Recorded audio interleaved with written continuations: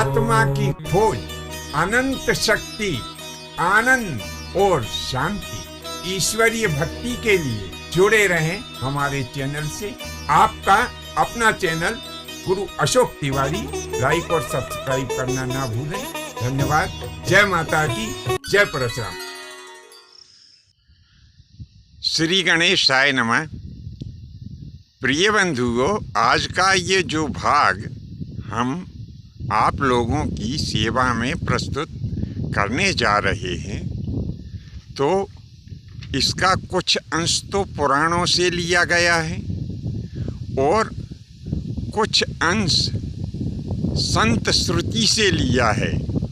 यानी संतों के साथ में बैठने के पश्चात जो कथा और ज्ञान हमें प्राप्त हुआ है वह भी लिया है और कुछ भाग जनश्रुति के आधार पर भी लिया गया है। यानी जो लोक कहावतों में जो बात प्रसिद्ध होती है उन्हें भी इसमें शामिल कर लिया गया है।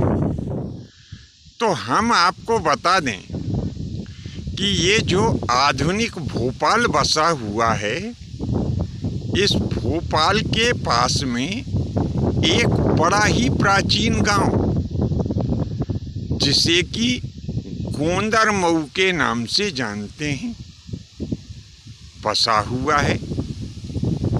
इस गोंदरमऊ नाम के गांव का उल्लेख पुराणों में भी गोनाराड़ी के नाम से प्राप्त होता है। तो इस गोंदरमऊ नाम के गांव में एक गौणिका नाम की परम सिद्ध योगिनी निवास किया करती थी। अब यह जो गौणिका नाम की योगिनी थी, इसे पुत्र की चाहना थी, तो यह पुत्र प्राप्ति की कामना से सूर्य नारायण का पूजन किया करती थी। इस योगिनी में एक और बड़ी ही विशेषता थी। यह योग की एक बहुत बड़ी आचार्य भी थी। वह चाहती थी कि ईश्वर की कृपा से मुझे कोई एक ऐसा पुत्र उत्पन्न हो जाए कि जो समस्त योगों को धारण कर और जगत के हित के लिए दुनिया में योग का प्रचार भी कर सके। यह उसकी कामना थी। अब इसी समय क्या हुआ कि एक बार देव सभा लगी हुई थी। सब देवता उसमें विराजमान थे। भगवान विष्णु भी अपने सभी पार्षदों के साथ में वहाँ पर विराजित थे और वे शेषनाग के आसन के ऊपर बैठे हुए थे। बड़ा ही सुंदर नृत्य चल रहा था। उस नृत्य को देख करके शेषनाग थे तो मुग्ध हो गए और वे भी कुछ नाचने की मुद्रा में हिलने डुलने लगे। इससे भगवान विष्णु को बड़ी ही असुविधा हुई। भगवान विष्णु ने कहा कि हे शेष, तुम बार बार हिलते हो तो मुझे बैठने में बड़ी असुविधा होती है। तुम मत हिलो ताकि मैं ठीक से बैठा रहूं। भगवान विष्णु के ऐसा समझाने पर भी शेषनाग नहीं माने, बार बार हिलते रहे। तब भगवान विष्णु ने क्रोध करके और शेषनाग को श्राप दे दिया कि जाओ, तुम अपने स्वामी की आज्ञा की अवहेलना कर रहे हो, इसीलिए तुम मृत्युलोक में चले जाओ। वहाँ पर तुम मनुष्य बन करके और अपना जीवन यापन करोगे। तब शेषनाग कहने लगे कि प्रभु, आपकी जो आज्ञा है वो सिरोधार्य है, परंतु यहाँ का नृत्य मुझे बहुत अच्छा लग रहा है। मैं ऐसा चाहता हूँ कि जब मैं मृत्युलोक में जाऊँ तो वहाँ पर कोई योग्य आचार्य मुझे नृत्य की भी शिक्षा दे। साथ में मैं ऐसा चाहता हूँ कि संपूर्ण औषधियों का मुझे ज्ञान हो और जो आपकी महायोगिक क्रियाएं हैं मैं उनका भी ज्ञाता हूँ। तब भगवान विष्णु ने कहा कि हे शेष, तुम गौनार क्षेत्र में चले जाओ, जहाँ पर कि गौणिका नाम की परम यशस्विनी योगिनी पुत्र की कामना से तपस्या कर रही है।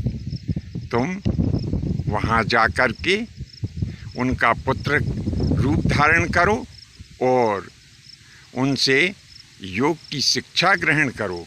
इसके पश्चात स्वयं कैलाशवासी महादेव तुम्हें सभी औषधियों की और नृत्य की भी शिक्षा दे देंगे। अब भगवान विष्णु की ऐसी आज्ञा प्राप्त कर शेष जो थे वह आकाश मार्ग से उस स्थान पर आए जहाँ की वह परम साध्वी योगिनी सूर्य नारायण की पूजन कर रही थी। उसके हाथ में यानी अंजुलि में जल था।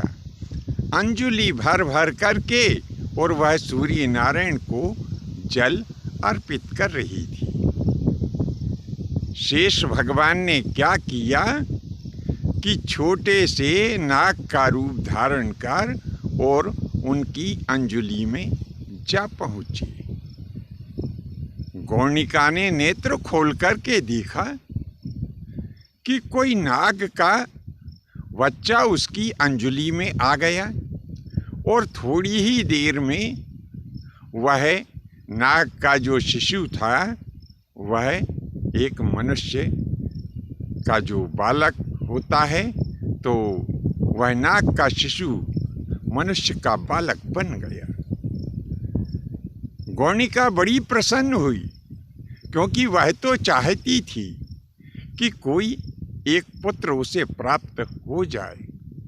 ऊपर से पात हुआ है शेषनाग का गौणिका की अंजुलि में, तो पात होने के कारण और वो भी अंजुलि में पात हुआ है तो इसीलिए इनका नाम हुआ पतंजलि। ईश्वरीय माया थी। पतंजलि के शरीर का आकार शीघ्र ही बढ़ गया और वे ऐसे दिखाई देने लगे कि जितनी उम्र बच्चों की गुरुकुल में जाकर के शिक्षा प्राप्त करने की होती है वैसे ही पतंजलि भी दिखाई देने लगे। गौणिका ने उनको सर्वविधि योग की शिक्षा दी।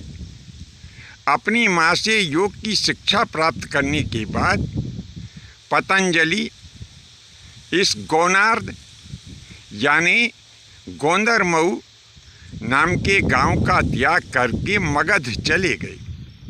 मगध में यही पतंजलि ऋषि पुष्यमित्र शुंग के आचार्य बने और वहाँ पर यज्ञ संपन्न कराया। इसके पश्चात मुनि पतंजलि काशीपुरी चले गए। वहाँ पर इन्होंने एक ऋषि थे, इनका नाम था पाणिनि। तो पाणिनि ऋषि से शिक्षा प्राप्त की और भगवान विश्वनाथ को प्रसन्न किया। भगवान विश्वनाथ को जब प्रसन्न किया तो भगवान विश्वनाथ ने पतंजलि को कैलाश यात्रा करने का आदेश दिया। कैलाश पर जाकर के मुनि पतंजलि ने भगवान शंकर जी से नृत्य की और औषधियों की शिक्षा प्राप्त की।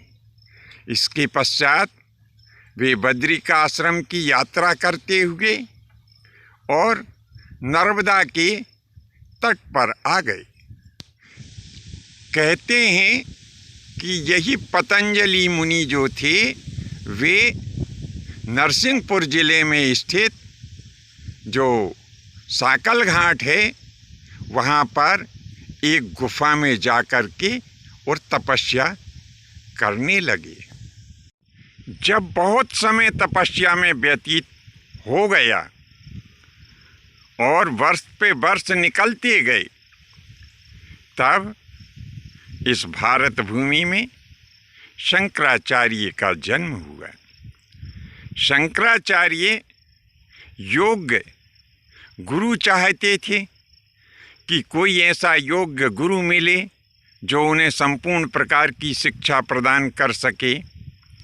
तब शंकराचार्य जी महाराज ने भगवान से प्रार्थना की कि प्रभु मेरे लिए कोई योग्य गुरु से मेरी भेंट आपकी कृपा से करवा दीजिए।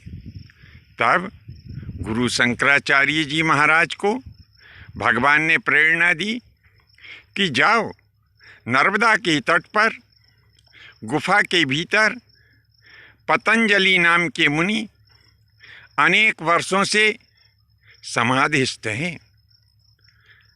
वे अब गोविंदाचार्य का रूप धारण करके तुम्हें सभी प्रकार की शिक्षा देने में समर्थ हो सकेंगे। ईश्वर की ऐसी आज्ञा प्राप्त कर शंकराचार्य जी महाराज नर्मदा के तट पर आए और वहाँ पर उन्होंने गुरु की वंदना की। मुनि पतंजलि अपनी समाधि से बाहर निकले, सामने खड़े हुए शंकराचार्य को देख करके पूछने लगे कि वत्स तुम कौन हो।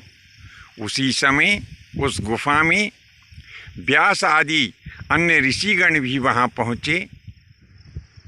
वे ऋषिगण मुनि पतंजलि यानी महामुनि श्री गोविंदाचार्य जी महाराज से प्रार्थना करने लगे कि प्रभु यह आपका शिष्य है, जगत में शंकराचार्य नाम से विख्यात होगा।